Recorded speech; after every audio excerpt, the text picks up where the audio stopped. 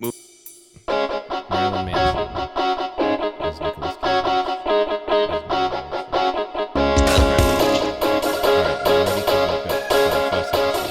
We're live. Okay.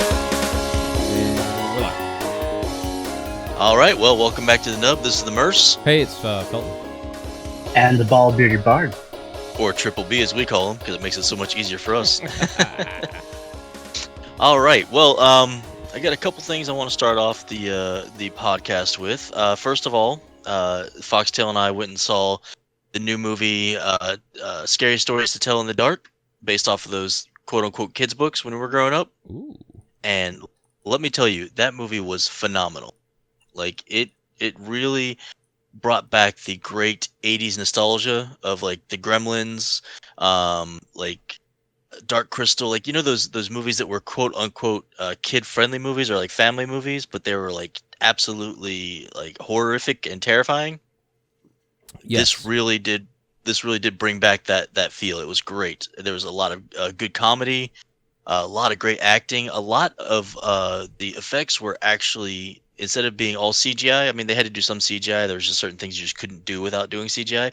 But a good portion were practical effects, which again brought back that like 80s nostalgia feel. So I was very impressed by that movie. Have you guys heard anything about it? Seen anything about it yet? I've seen some of the like behind the scenes stuff, about the practical effects, and it's just nice to see that coming back. I suppose I say that coming back, but it's never really gone away. But something kind of mainstream to be doing the practical effects instead of just the easy, CG route. Everybody I know who's seen this has really enjoyed it. I loved it as a kid, and the book anyway. And I had a lot of friends who read it, so I'm excited to. Yeah, there's actually 3 books in the series. I mean, obviously they're anthologies, so it's not like they don't like it's not like continuation or anything like that, in the books. But I remember reading those as a kid, and I've always been a creepy kid. I've always loved like the Halloween stuff. My exactly. My dad used to do, or well, yeah, I guess I used to do since I was like 4 until maybe a couple of years ago. He put on a haunted house every year. So I've always been into the creepy stuff and the horror movies and things like that. So this just really it was, I thought it was perfect. Well, I guess I couldn't say perfect. I mean, there were some issues here and there. Like when they did use CGI at some points in the movie, it did take away some of the feel, you know. But it's because the practical effects were so good that the CGI, it just couldn't compare, But they definitely only used it when they had to. So really enjoyed this movie. Definitely recommend it. Go ahead. Oh no, I was gonna say this might be that old Mandela effect getting me, or an unpopular opinion. But I Hmm. have never heard of Scary Stories to Tell in the Dark until they Oh, made okay. this movie. I was always kind of an I "Are don't. you afraid of the dark?" R.L. Stein. That was kids horror where I grew up Well, in Maine. I'm a little older than you, No, and I think this was the precursor to those books. But they were definitely much more hardcore than the Are You Afraid of the Dark or the R.L. Yeah, Stein stuff. Um, Much in the vein of like was it Silverstein, like Where the Sidewalk Ends, yeah, that like stuff is pretty that dark. Like, that weird like art style and the weird stories that are almost inappropriate for kids. But well, I guess almost inappropriate for kids nowadays because everybody's so sheltered nowadays. I feel like back when I was growing up, at least in the 80s and 90s, it was just like everybody smoked everywhere. Your kids ran amok, and if you're lucky, they survive to be adults. that's that's just kind of the way things were. Like I love to watch Stranger Things, and I know that just recently there's all this hubbub about all the smoking in the show, especially this last season, and I'm like, that was the 80s. Like everybody smoked everywhere. They smoked at work, at their station. Like not they didn't go out for smoke breaks. Like people carrying their smoked babies everywhere. around in the same arm. Yeah, with a cigarette on one side of the mouth and the baby in the arms. Like a my glass of wine. parents, my parents until I was like 13 or 14 smoked in the house, like straight up with kids in there. Like I always smelled like terrible cigarette smoke. It was horrible, but Oh, you they were had the to live their cigarette lives. kid? I was the cigarette kid. Yeah, it was horrible. Oh man, Absolutely horrible. that Hated it. sucks. Like my fresh clothes out of the drawers smelled like cigarettes because my mom would smoke while folding and putting away the laundry. So, anyways, so that was the '80s. Like everybody smoked. Well, I think that kind of touches But on a broader point, though. I'm kind of sick of people complaining about stuff when it is a timepiece, or I don't know. I don't want to say some type of like historical film, but when you're touching upon an era. And then they start crapping all over it, like, "Oh, you can't have that in a movie." Whoa! No, that's how it was, and it's just being accurate. Why are you trying to rewrite history? That's just a ridiculous precedent to set, to rewrite stuff and pretend like it didn't happen. That's dangerous, because if we don't remember that everybody used to smoke everywhere and it was bad for everyone's collective health, then, I don't know, we're apt to have something like, hey, everybody vaping everywhere, and then you're going to have rampant douchery. I mean, it's terrible. yeah, I honestly, I don't get it. I don't understand it. It makes no sense to me because it was like that was the sign of the times. That's the way things were. But I look back at these '80s movies I used to watch as a kid, and I think about like today's society, and these movies wouldn't pass in today's society because everybody is so easily offended. Like watch the Goonies. Go back and watch the Goonies, and like one of the most beloved kids movies, kid adventures of all time. And in today's standards, like the Me Too people, like like all the racist remarks, the fat shaming, the body shaming stuff, like Yep. all that stuff. Go ahead, Sony. No, I just completely agree with you. Yeah, it wouldn't have passed. Yeah, exactly. Like the stuff we watched growing up, I mean, everybody's too sensitive nowadays, and it just would not pass. And I'm not saying by any means, that some of the things that people are really sensitive about aren't valid, like making fun of homosexuality or, women's place in society, things like that, are valid points that definitely, that definitely needed to be addressed and need to be, taken seriously. Well, there's where the But responsibility of the writer comes in, though, because if you're mhm, having a film and it's 2019 and you're blatantly making fun of homosexuality just to make fun of homosexuality, then not cool. But if you're yeah, doing a film in the 80s or the 70s, and that's the time period that it's in, and you're making fun of homosexuality in the film, but then doing it in a way that doesn't, I don't want to say, is aggrandizing the right word? That doesn't make the person making fun of it seem like they're good. If it shines a, negative light on that person, then yeah, that serves a purpose, and it's showing that, hey, this is what went on, and this guy looks like an asshole for doing it. If they present it in that way and it's in the context, then I don't see a problem with that, because you're showing history, and you're saying, as a political statement almost, that's not cool. You know what I mean? Like, they can do period films, show things how they were, and still make a modern day statement of, hey, that's not cool. Yeah, you're and absolutely right. It has to be done well, and where I think a lot of people cross that line is that they have to.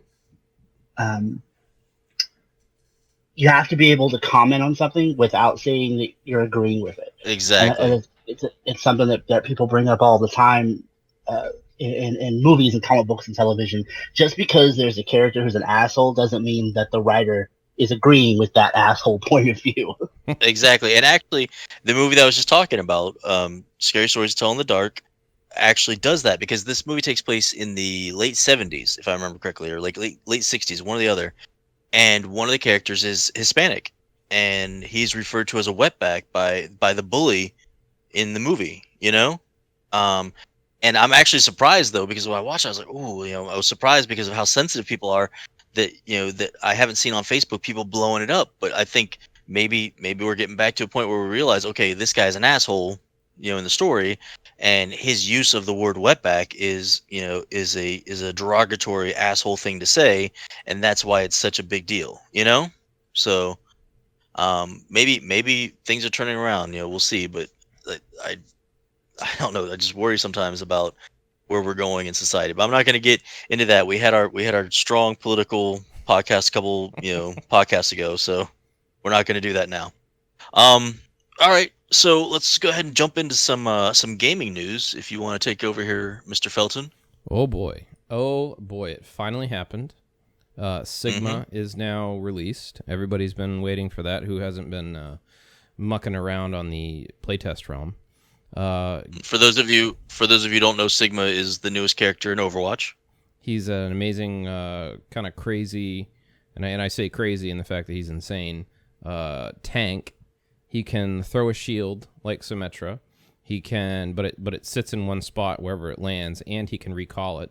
He can absorb damage to recharge his shield, so that's kind of cool.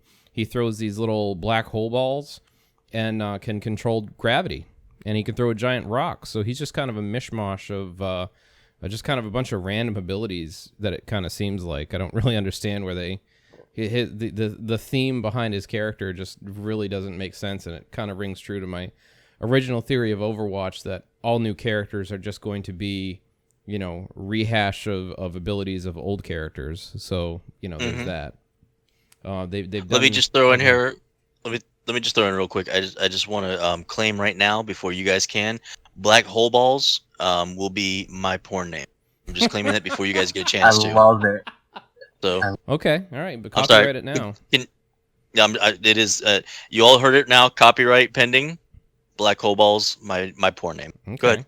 So now there's roll queue. That's something people have been asking for a while. So when you get into the match, you can bid, or I guess before the match, you can bid what role you want to play. So you wait until your game opens up when you queue into the game, so that you can play a tank, support, or DPS. So that's kind of cool, and they limit 2, 2, and 2.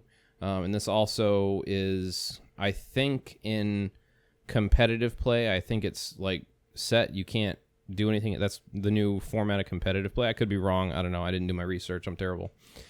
But I believe it's an option for quick play. So we'll see, I guess, what happens if everybody migrates over to the 2-2-2 format, or if people like having 6 DPS. Who knows? But they've done some nerfing. They've done some buffing. Ashe, Brigitte. I think Ashe and Brigitte got the most significant buffs. And Orisa got a little bit of a buff. And Reinhardt, his knockback, like how much he gets knocked back, has been reduced by 30% overall. So he's now basically a real tank. Sombra got a little bit of a buff. Actually, no, that's not a buff. Never mind, I was wrong. But yeah, that seems pretty cool. And McCree still not touched after however many years that Overwatch has been released. Still no buffs, still no major nerfs. So I guess he's still completely useless, and I'm still upset about it. So, we'll, can I ask you though? Can I ask you about Genji? Have they given him a quicker ability to spam for heals? I think they removed his ability to does he have healing. Yeah. Does he have an ultimate now where it just spams, need healing? I need healing. It just it floods the server with I need healing, makes everybody go deaf for a few seconds. It's crazy. Nice. So that's now, exciting. Go ahead. Now, Triple B, have you had a chance to play this new character yet? Because I know I haven't. I've been too busy lately.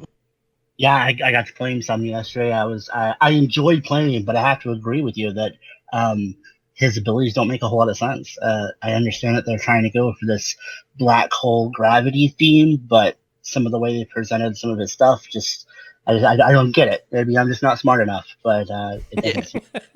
Yeah, like I'm trying to understand how the mobile shield plays into any kind of gravity stuff. Like that doesn't make sense to me. Like, is there? I mean, does he throw it way up in the air and then it falls really fast and hits the ground? Is that the gravity part of it? Or here's what they really missed the mark on this. So he's a gravity guy. He can absorb projectiles, much like Diva can, right? But it's a one-off ability that has like a 12-second cooldown. How about instead of reusing Symmetra and Reinhardt's shield, how about, now I know this is crazy, how about he has a black hole that he can deploy that is the same area of effect that he can just block off an area and it bends all the light so that you can't see, but he can see through it. That would completely change every aspect of the game if they did that. What would have been kind of cool? What would have been kind of cool is if they had given him a black hole ability, like with the wormhole effect, right? Like he opens a black hole in front of the team, say, and then he can open the second black hole somewhere else, to redirect fire that goes into the black hole. So like the enemy shoots, into the black hole, and then there's the black hole that he opens behind them, where their gunfire actually goes back at them. That would change the whole dynamic of how you have to deal with that hero. I mean, yeah, that would like expand on Symmetra's teleporter, and they clearly already have the framework for that. So just make Symmetra's teleporter bigger. There you go. You have a shield that has a cool function, and if the enemy players dare walk through it, well, maybe they'll end up falling off the ledge and dying, or maybe they'll end up, somewhere useful. I mean, who knows? But they really missed an opportunity. That would have been an interesting, play on the whole thing. And again, it would totally mess with the dynamics of how you handle a tank in general, So especially with with it obscuring vision. I mean, excuse me. That's no other ability in the game like that. Nobody has any smoke. Nobody has, the closest thing you got is Hanzo's ultimate kind of really messes up the playfield when it's flying through because it's just so big. That's it. Yeah. So I don't know. I'll probably try and hit him up sometime next week. See what it's like playing with, but I don't have a whole lot to add to that right now. So let's move on to Mr. Stoney and his Kickstarter addiction.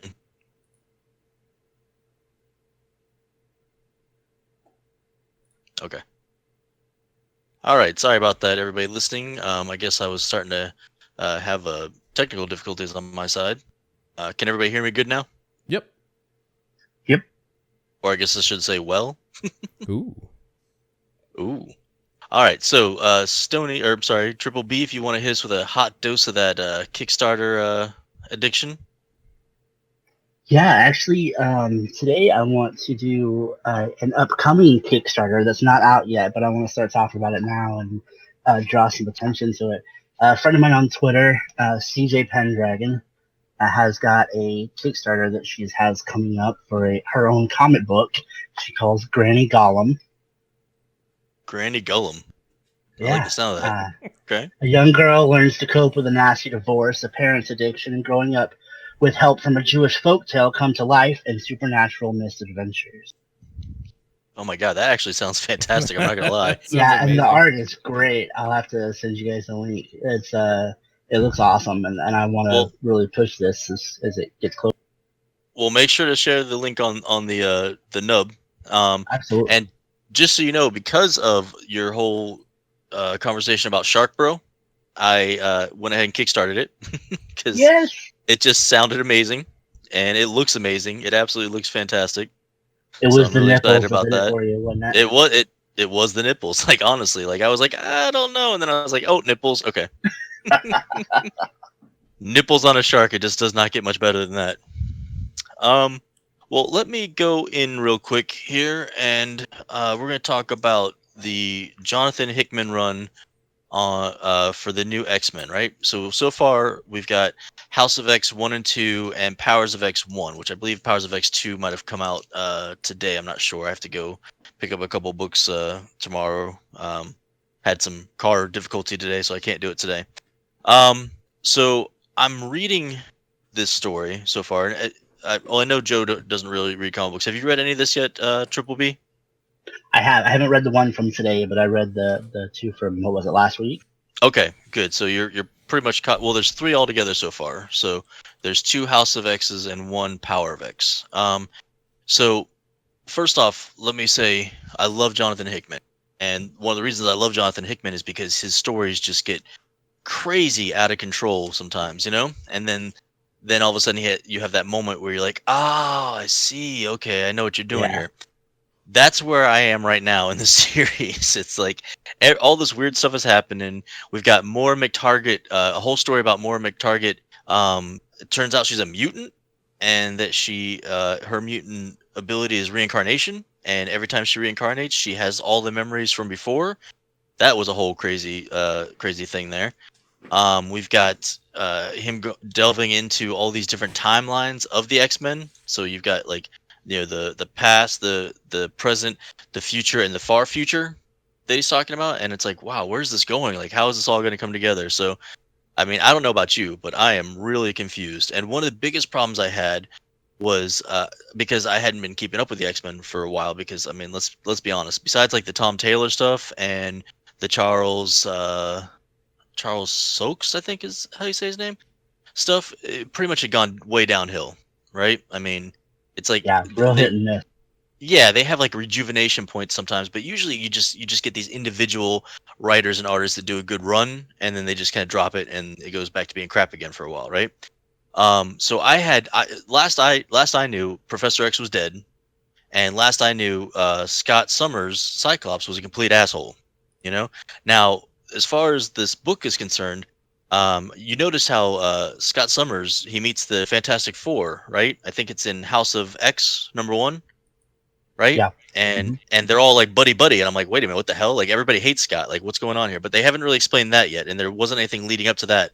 But the one that really threw me off was that there was a Professor X that was not only alive but walking. But I Yep. guess, and I don't know if you knew this, and I don't know if the listeners knew this, but I guess he took over Phantom X's body. Did you know that? I no, I missed that. Yeah, I missed that too. I guess it happened um, somewhere before these books came out. He took over Phantom X's body, but still, I mean, we don't see his face, so we still don't even know if this is actually Charles Xavier. Sure. And everybody's acting a little aloof. You've got Magneto, who's you know fully in support of Xavier's dream now. You've got the Coca the Kukatru Kuka, I don't know how to say their name properly, but the sisters that all kind of share a hive mind. Ooh. Oh yeah, the Cuckoo Sisters. Yeah, the Cuckoo sisters. Thank you. And it sounds like there's actually four of them again, by the way they were talking. I don't Yeah. know if that's true or not, but that's what it sounded. That's what it seemed like. So I have no idea what's going on so far, and honestly, that's okay. And I want everybody to know that's reading these right now. If you're lost and you haven't read Jonathan Hickman before, you just pick this up because it's the newest X-Men stuff. This is Jonathan Hickman. This is what he does. Please don't stop reading. Hang on because it's going to become badass. Am I wrong on this front? No, not at all. I want to clarify on your talking about Moira McTaggart's reincarnation. I was a little Mm-hmm. bit confused on that at first, but then it finally clicked for me while I was reading it. Usually, reincarnation is discussed in the terms of coming back as somebody new in a future Mm-hmm. life, but Yeah. hers, she comes back through her same life every Yes. time. Yep. So The same birth date, the same person, the same parents, the same everything, but she gets to relive her life basically, which was right. really, really crazy. And one of the things I'm enjoying in these books is these. You don't see this very often. These strange kind of breaks in the story where you get just text with Hmm. some weird graphics. Almost looks like a computer overlay or something. It's Yes. very strange. Yes, this is actually very common with Jonathan Hickman. This is one of his tropes, actually. If you read his Fantastic Four run, which if you haven't read his Fantastic Four run out there, guys, it's fantastic.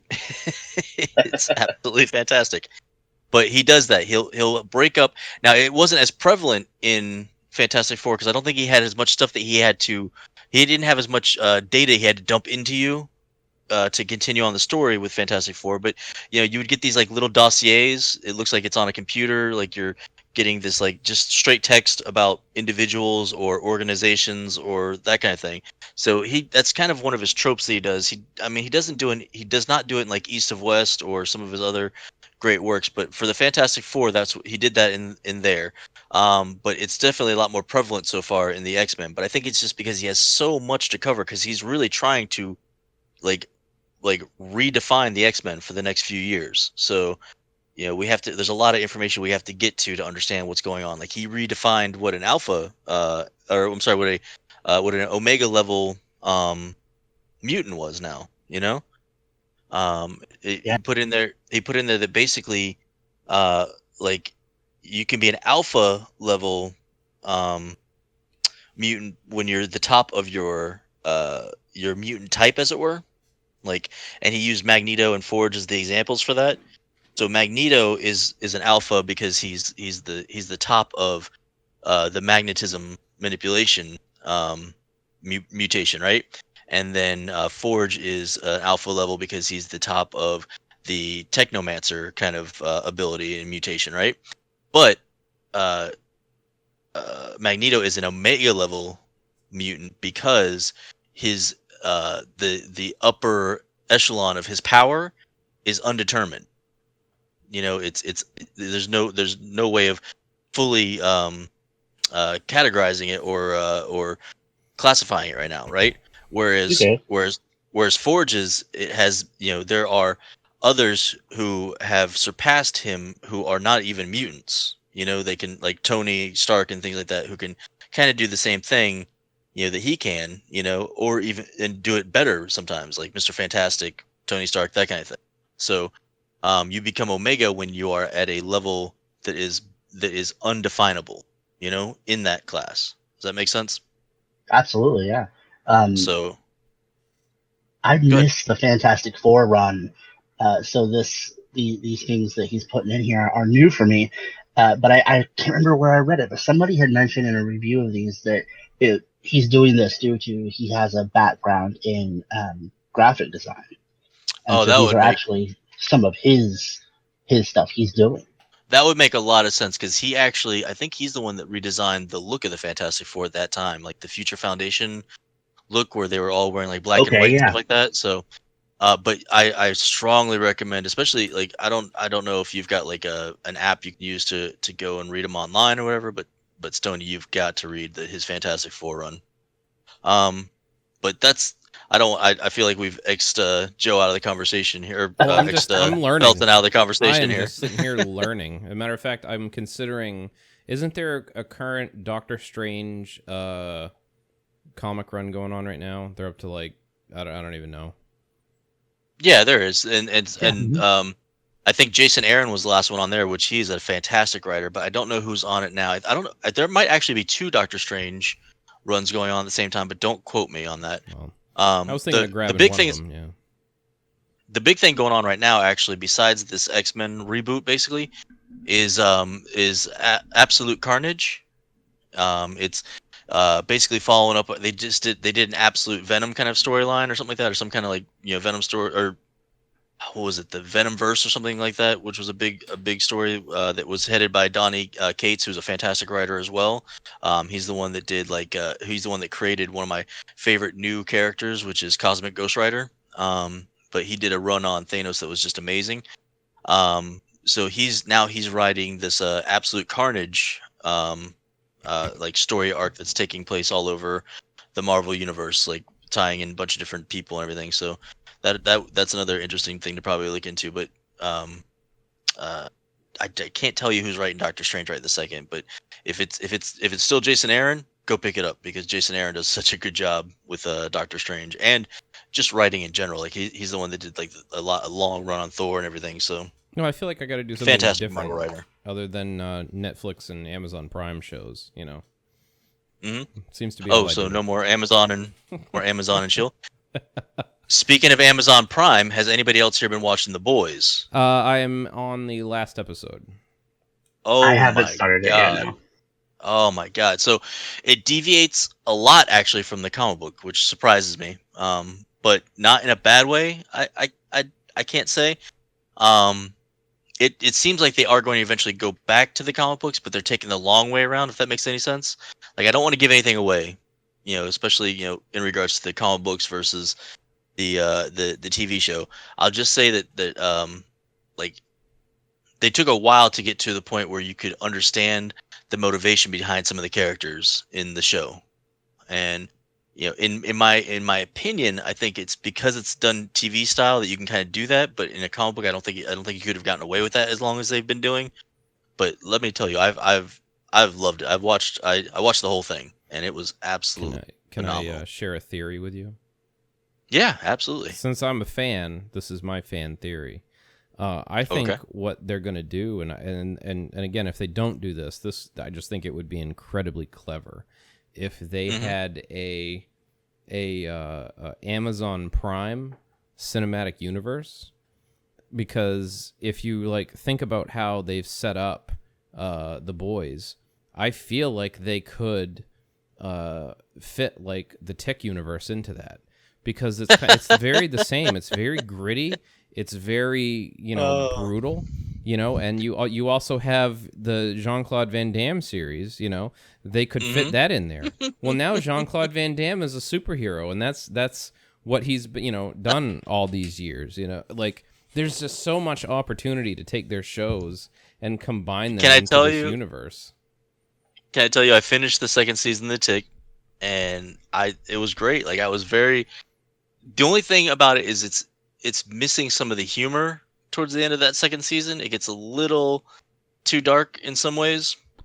Yeah. And like the one thing I love about The Tick is the ridiculousness of it, and it doesn't take itself too serious. Um, so I'm hoping that the third season they kind of pull it back a little bit and go a little bit more with the slapstick stuff. Like I would love to see them introduce the Chairface character. What was his name? Oh, I thought he was just like Chairhead or something. Something like I that. would But I I would would like like to see. Buckethead to come back. Buckethead and Deflator Mouse. Yeah, yeah, exactly. Like I would. I feel like they were getting a little too Oh my full of them, god. like Oh a my little too god. serious towards the end of that second season. So, do you remember when who's the big Superman character in the show? You know who I mean, right? Yeah, yeah, I know who you mean. So he brings the reporter to the Aztec jungle, right? And I don't Yes. remember exactly in the Isn't it cartoon. Superion? Superion, Isn't it yeah. Superion? Yeah. So Superion brings this guy to the Aztec jungle, right? And I remember there was some episode where they were for some reason in South America or whatnot, and the Tick Hmm. starts tripping on balls after he licks something, or he's just crazy with dehydration, and he starts Hmm. imagining this capybara can talk, and he says he's gonna name him Speak because that's what he can do, and he just has this crazy fever dream. And I just think, oh my God, please, they need in the third season, please do a third season and please have an episode with Speak. Like that would be Yeah. See, absolutely that's amazing.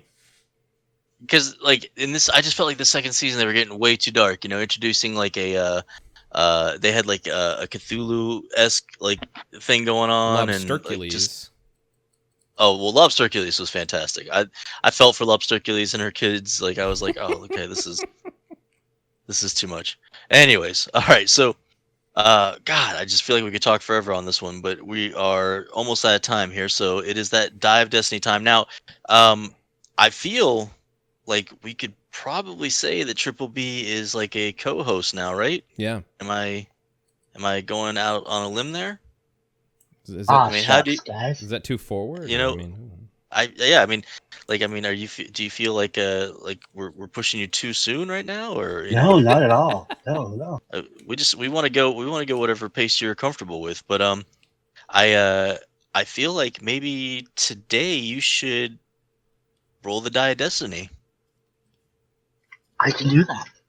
I think so, and I think that if you do a d20, you can then pick either myself or Felton to tell a horrific personal story, or if you roll a one, then you'll be telling a horrific, terrible story. Now, uh, I think you should also choose either Felton or myself to roll their die and add or subtract or do nothing with the number that they get. Okay. Do either one of you have a D20 ready? I always have a d20 ready. I pretty much live with a d20. All right, then we'll go with uh, you. I just went to online D20 and I hit roll and I got a 20. Oh, okay. Well, Oh, damn. I get Okay. whatever I get whatever I want. No. All right. Well, we'll go with his roll then. Do you want to add your 20, subtract your 20, or do nothing with your 20 there, Felton? Do nothing? Oh, okay. Well, there you go. So you got a clean slate right now to roll your die there, Triple B. All right, here we go. Rolling my die. 6. Ah, okay. So nothing happens. All right. That was anticlimactic, but at the same time, none of us have to tell any terrible stories about our childhood or growing up or anything like that. So we will go ahead and end the podcast on that note. And I've been the Murse. It's me, Felton. And the bald bearded bard. And we'll catch you all in the next one.